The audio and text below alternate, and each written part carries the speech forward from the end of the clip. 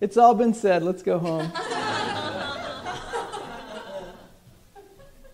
Are we looking at the resurrection in a new way? Can you feel it? Can you hear it in the songs and what we say in the meditation? It's not about some guy 2,000 years ago, although he was a great way shower for us and the entire world today, the Christian world, is honoring that experience that a man had 2,000 years ago of resurrection. It doesn't mean anything if it happened 2,000 years ago and it didn't include me. What good is it for me? I don't understand. I'm going to worship some guy for the hope he comes back someday. It is only going to come back through you. That light that is resurrecting in you is the second coming of Christ on this earth. That's what I'm here to share with you today. And I'm here to share it in a way that hopefully is very practical. I want to allow for a different perspective of the traditional story. That maybe the resurrection of Jesus happened before the crucifixion. Maybe it happened the day he woke up and realized, I'm a holy son, I'm a holy child of God. I am divine. I have power within me. I don't know what to do with it, but Spirit will guide me and show me. It's a very scary thing to have all that power. That's why people run away from their own power. It's a lot easier to play small in this world, to play a victim of the world. But look where it gets you. It gets you being small and being a victim. Jesus wasn't a victim the day of the crucifixion. He was actively forgiving those who were doing the crucifying. So I have an equation, a mathematical equation. It's very simple. Crucifixion plus forgiveness equals resurrection. Good, smart. It's so simple. So the new way to look at the resurrection is that it's happening to you. Or at least it's possible to happen to you. The good news is that we have access to this experience. And every mystical experience that anyone has ever had throughout space and time. The only way I could really understand it is to have the experience myself. So in that way, I must reinterpret it in a way that works for me, that impacts my life. Otherwise, I'm going to just be saying, boy, that was a really great guy. Maybe he did resurrect, maybe he didn't. We'll build a religion on that he resurrected. And somebody else will say, we'll build a religion on the fact he didn't. So which religion are you going to be a part of now? Do you see how the human thought system is always attempting to build up a way of looking at life that suits your perception in the moment? The new way to look at the resurrection for me is that I'm emerging each moment. Each moment is a fresh new awakening, a possibility to awaken. Once again, this day, here I am today, what's going to happen? I have to allow the light in me to come out today. It's a beautiful meditation. I am willing to be the light and the love of God. Let that flower come out into the world. That's what I'm willing to do today, right now. I have to do it. It's something I have to do in order to feel like I'm really myself, that I'm not only making a difference in the world, that I'm representing the love that created me and not something else.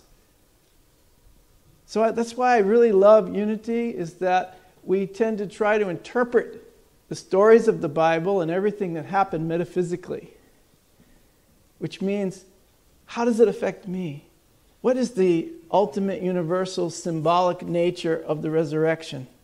Perhaps a good way to interpret it metaphysically is the Christ within us is emerging from a dead state of spiritual ignorance. Something in me, the Christ, the light, Christ being the pure light, the anointed one, the illumination, I'm awakening from spiritual ignorance. Charles Fillmore defines resurrection in his book, The Revealing Word, as the restoring of mind and body to their original undying state. We accomplish our own resurrection, says Fillmore, in the realization that God is spirit and that we are created with all the power and presence of the eternal universal mind of God in us. Wow, those aren't just wonderful, beautiful words. Those are spoken from an experience of someone who's realizing the eternal, universal mind of God in him. When that happens, it's very hard to describe your experience. So for me, what I've learned is that I'm going to have to demonstrate it. I'm going to have to demonstrate it when I'm alone by myself first. That's the most important thing, is that when I'm just alone with God, what am I feeling? What am I saying? What am I doing in my mind? How do I look at the world, at the universe, at other people? What's going on in my own mind when I'm alone by myself? How much time do I spend in silence with God? Then with people, how much time do I spend really listening to you, receiving what you have in your heart, receiving the perfect manifestation that God is through you, the gift that you are for me? Am I receiving that, or am I doing something else? It's very clear when I'm doing something else because I can hear it in my head. I've got the dialogue going on, but what I think is going on here and all my judgments of the other person, all the stories that I might have, none of them are true if they're all going to fall short of the divine universal God within them. That's what I want. That's what I need. And if I want to see it in myself, I have to see it in all of you. So I start with myself. Then I move out to those around me as the light of the world. Then I move out into the world. Or we move together in ways that really affect the world in a positive manner.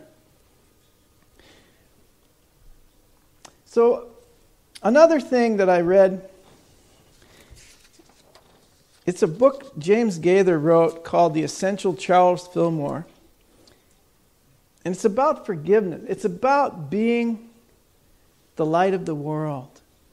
He says, do not be afraid to pour out your love upon the so-called evils of the world. So many of my friends see the so-called evils of the world and want to meet it with the same anger and the same aggressive energy to wipe out the so-called evils. What have you become? You have become exactly the energy that is rubbing you the wrong way. It's amazing. So pour out your love upon the so-called evils of the world. That's the Fillmore answer. And we can do it as well. To be truly happy, we must do it. And for that, that takes forgiveness. That's the highest form of forgiveness, is to see the Christ Spirit in each and every person, to see the light, to look for the light. If I can't see it, I can at least look for it. I can welcome it. I can allow this moment to change. Isn't that nice? It's so simple. We allow this moment to change. And now we're living in the resurrection. A year ago, I did a talk called Living in the Resurrection. And I realized, how can I live in the resurrection if I don't even know what it is? If it's not a possibility for me? If I haven't reinterpreted it as a way of me to awaken from my spiritual slumber? The fastest way I know to accept my own resurrection is through forgiveness. How can forgiveness bring about your resurrection? Think about it. In the course of one's life, nothing will bring you closer to God than the experience of true forgiveness. Nothing will bring you closer to the divinity within you and a moment of miraculous healing than forgiveness. The Bible tells us to forgive and we will be forgiven. That's Luke 6:37. But it goes deeper than that cause and effect relationship, that mere cause and effect relationship. There's something bigger right behind it. There's a whole huge experience behind the story of forgiveness. A true act of forgiveness will set you free. You'll become a new person altogether. Jesus said, "Forgive them, for they know not what they do," because they don't know who they are. That's why they're doing it. I saw a beautiful quote from a 10-year-old Tibetan boy. And he says, "I always pray for the mean people because they need it most."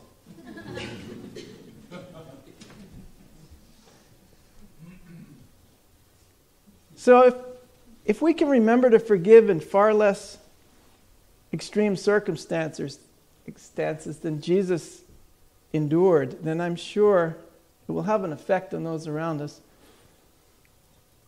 It doesn't matter what they're doing. I want to forgive to bring myself peace. I want to forgive to raise up that spirit of light, Christ's spirit within me. That's why I want to forgive. When Jesus was forgiving, he was assuring himself of the resurrection. He was doing it for himself. That's why I say he resurrected before, perhaps during the crucifixion. When he forgave, he gave himself assurance that he was in the kingdom right now. It didn't matter what was happening to his body. Many of us, when we're in physical pain, we go to some other place, don't we? You have to. When you're in a lot of pain, right, Jack? That back pain, it's like sometimes your mind will just go to another place. And in that place, I just don't feel the pain. And I start laughing because I realize it's so easy. Why don't I do this all the time? Sometimes I'll have just a thought and I'll be in pain instantly. It was the thought that brought me that pain.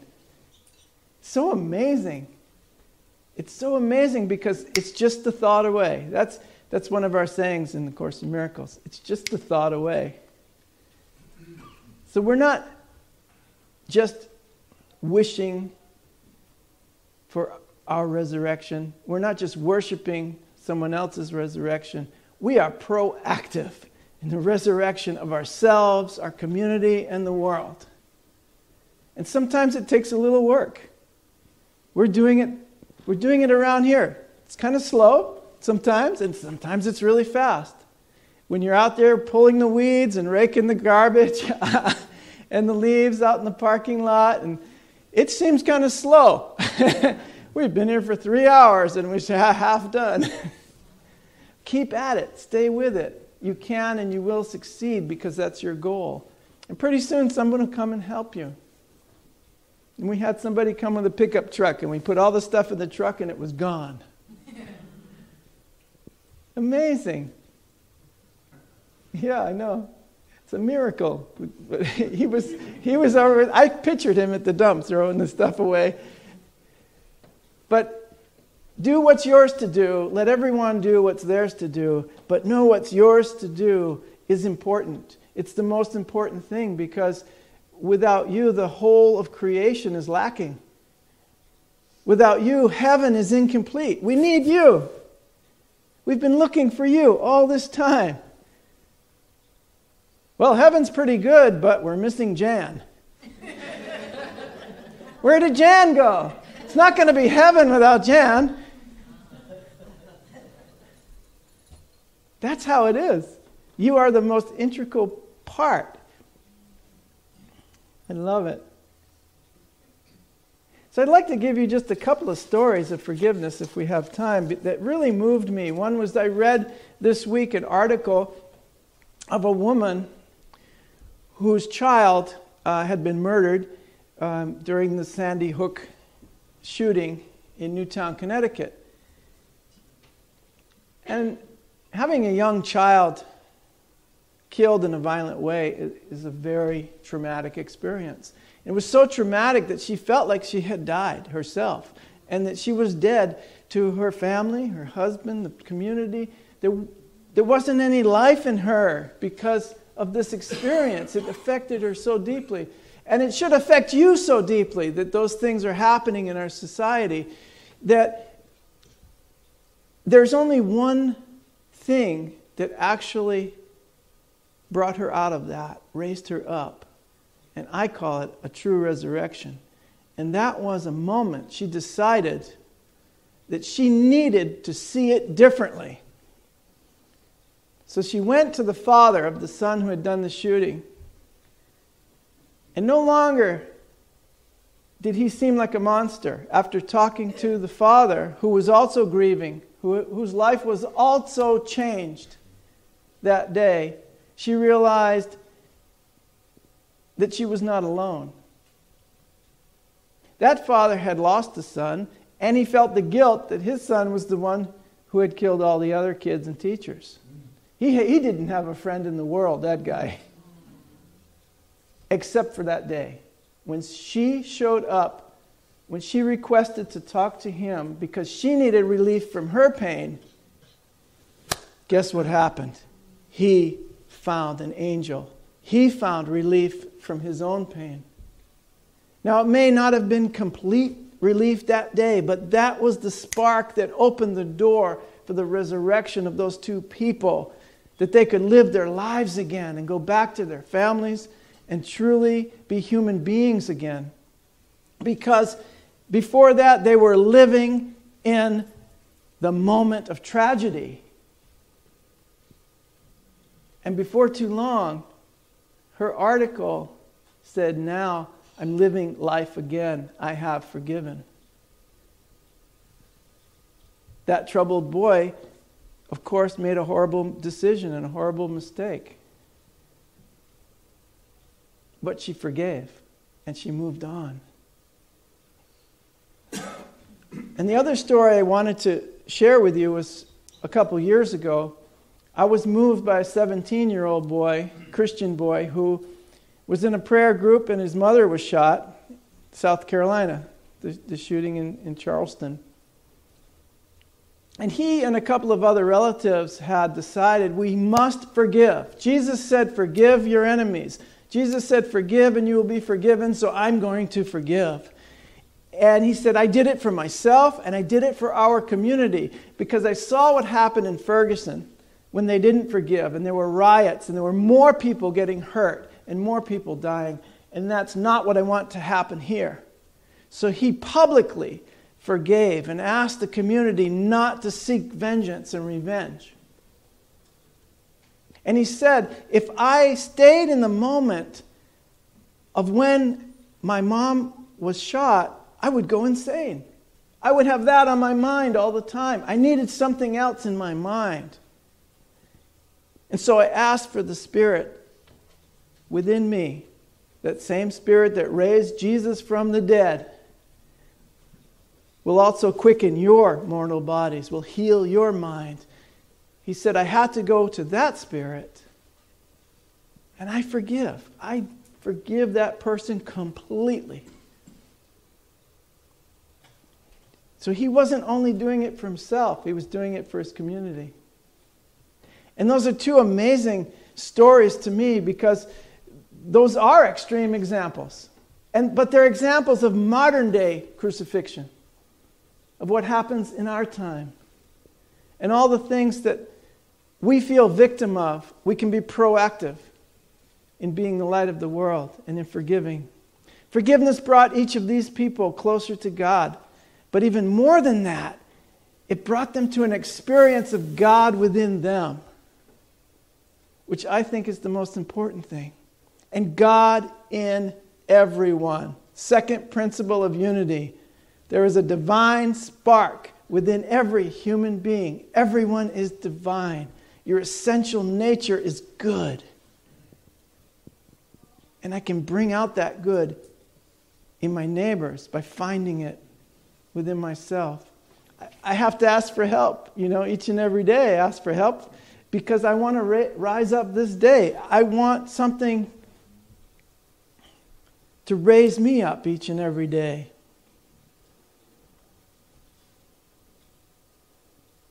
It brought them to a moment that I like to call the new resurrection, or the second resurrection, which is more than just your individual spiritual awakening right here and now. That is really, really important. That's the beginning of it. But it's also the raising of consciousness. It's the raising of the vibration of our love for one another and our recognition of God within each of us that will bring humanity to a better place. You can raise up from any situation, anything that's troubling you, no matter how dark or disturbing or impossible that it may seem. Whatever it looks like, forgiveness will always raise you up. To be raised up in the Spirit, to be the light of the world, to allow the Christ in you to come forth in all its glory and all its magnificence. That, my friends, is a new way to look at the resurrection. Thank you for joining me in that purpose. I love you so much. Happy Easter.